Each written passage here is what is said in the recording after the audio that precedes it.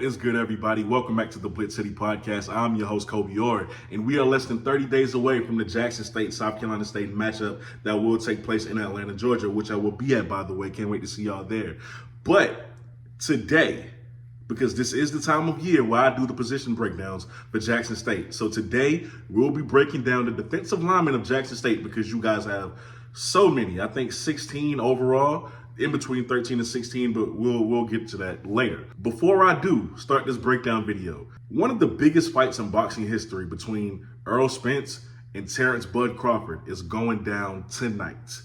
And if you want to know who I'm going for, it's Bud Crawford, but that's neither here or there. See, if you don't have a way to watch the fight, or if you're wondering what's a good streaming service to watch the fight with, I got just the thing for you. You are looking to host a fight party tonight. The folks at Digital Vote Television is offering a $15 fight pass. That's right, a $15 fight pass. And for a limited time, if you use the code BlitzCity, you will receive $10 off a subscription of your choice. Meaning, with plans starting as low as $25 a month, you can get a full month's access for the price of a weekend fight pass. But wait, there's more. Ladies and gentlemen, by switching to Digital Vote Television, you are literally getting more content for a fraction of the price. Consisting of all local and basic cable channels, all premium movie channels, all sports packages, all pay-per-view events, and more. To the fans of college football, whether that be FBS or FCS, including HBCU, you will have live access to all games streaming on ESPN+. So please, ladies and gentlemen, do yourself a favor. Text BlitzCity to the number on the screen and in the description below, or visit the website on the screen and in the description below. Use that promo code at checkout and do yourself a favor by cutting costs and switching to DVTV. All right, we're going to start with the guy who you all know, Julius Reynolds, aka Juice. 6'5", 270 pounds. You love the size, you always did. His work ethic is insane, okay? Absolutely insane. If y'all remember, he was one of those guys last year who was outside working up a sweat on the practice field an hour before practice even got started. He's that dedicated to his craft and to getting better, and it's only going to help him going forward. He was an integral part of that depth last year. Remember, none of these guys on this list are going to wow you statistically, individually, because last year as a group, as a conglomerate, your defense led the nation in sacks. Everybody contributed. So nobody stuck out because it was a team thing. And that's going to be the same theme this year. But from his workout videos, from what I've seen, he looks more explosive. He always had great size, because that's always going to be something in his favor. And as far as his length goes, when he gets that hand on you, if he initiates contacts first with that offensive lineman, good luck trying to get hands on him. Because being 6'5" with the long wingspan, it's pretty damn hard to block, if I'm being honest with you. Then you look at Devonte Davis, okay, 6'3", 305 pounds, a guy who you also know very well. He is an absolute beast on that inside, okay? He's a grown man in the weight room. The boy's so strong. He's so strong. Played in 13 games last year, had 9 solo tackles. I think he contributed 3 sacks on the season as well. Had 2 QB hurries as well as a forced fumble. Again, they contribute in a conglomerate.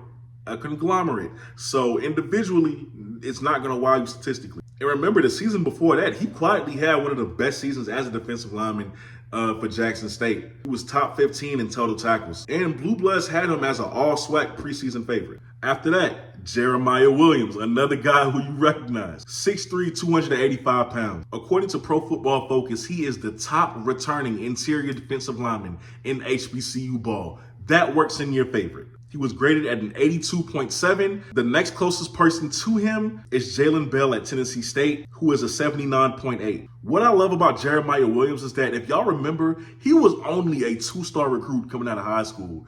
That's development. From him to go to a 2-star recruit into one of the best top returning defensive linemen in HBCU ball, that is what you call development. He is a top 20 defensive tackle according to College Football Network, and he had 26 total tackles on the year, 18 solo tackles, 8 assists, and 3 sacks. Now let's look at a guy whose debut I cannot wait for. I know a lot of us cannot wait for because we've been hearing his name since he committed. True Thompson. Now, we didn't get to see True Thompson last year because of injury, but we could not wait because we kept hearing about the potential that he had, especially being a former 4-star recruit from Florida State. At 6'2", 281 pounds, True Thompson has an arsenal of moves once he initiates contact with the offensive lineman. He's very quick for his size as well. He's nasty. He's relentless. He's mean. Violent hands. Those are some of the things that he was known for at Florida State. And in 21 games at Florida State, he totaled 23 tackles, had 3.5 tackles for loss, as well as 2.5 sacks. So watch him bring that production to Jackson State this season now that he's fully healthy and ready to go. Then you got another 4-star, one who played for you before, took a year off, and now he's back. Coinus Miller is back for his final year of college football. Didn't play for any money last year, so he should be well rested. Another 4-star guy that you got. Familiar with this team, so it's not going to be a problem as far as chemistry goes. It was never really a problem for you guys anyway. You're already familiar with this game.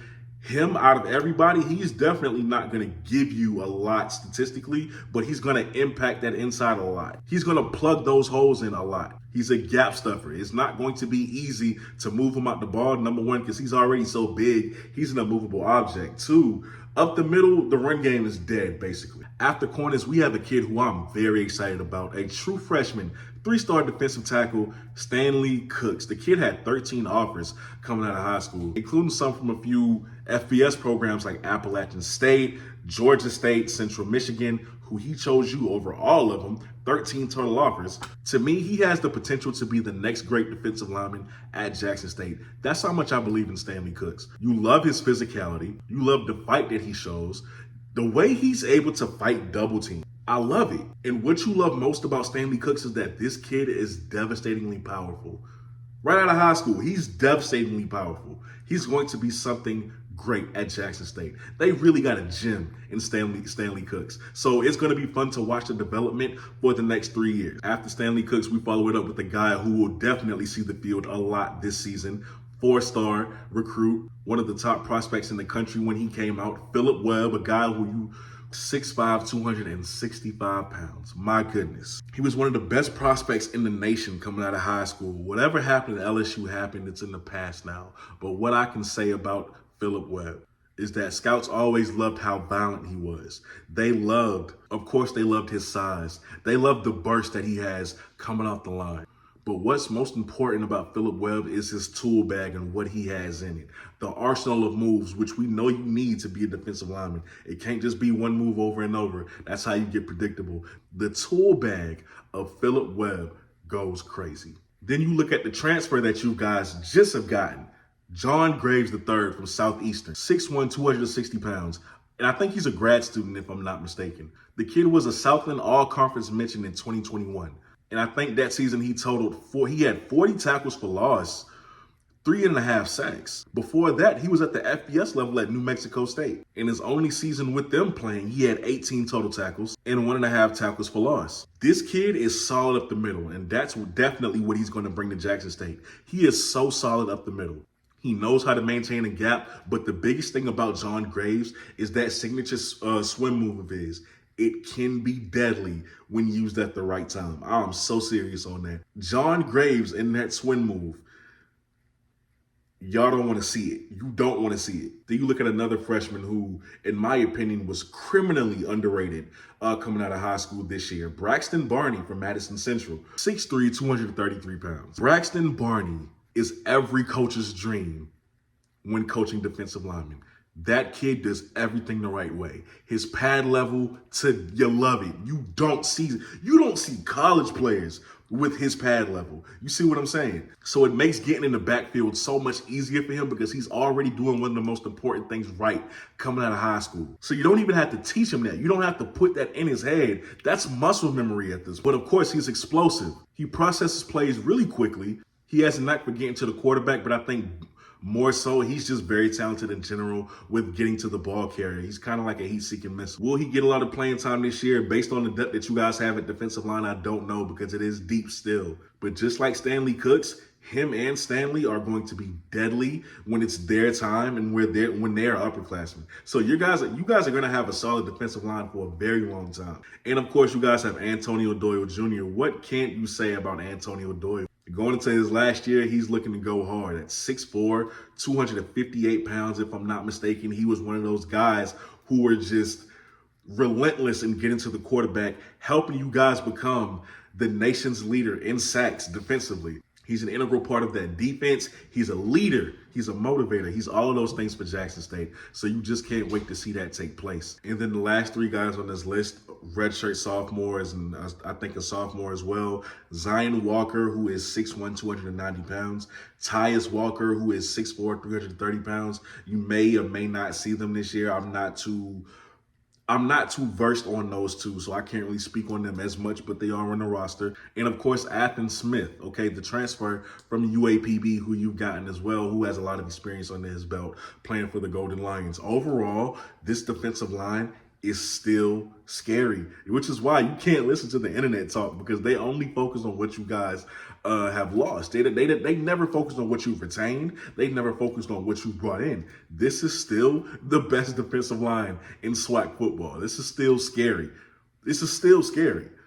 Nobody pays attention to this stuff. But like I said, let me know down below in the comment section what position you'd want to see next broken down for Jackson State. Okay, so you are watching the BlitzCity Podcast. I'm your host, Kobe Orr. I'm out. Peace.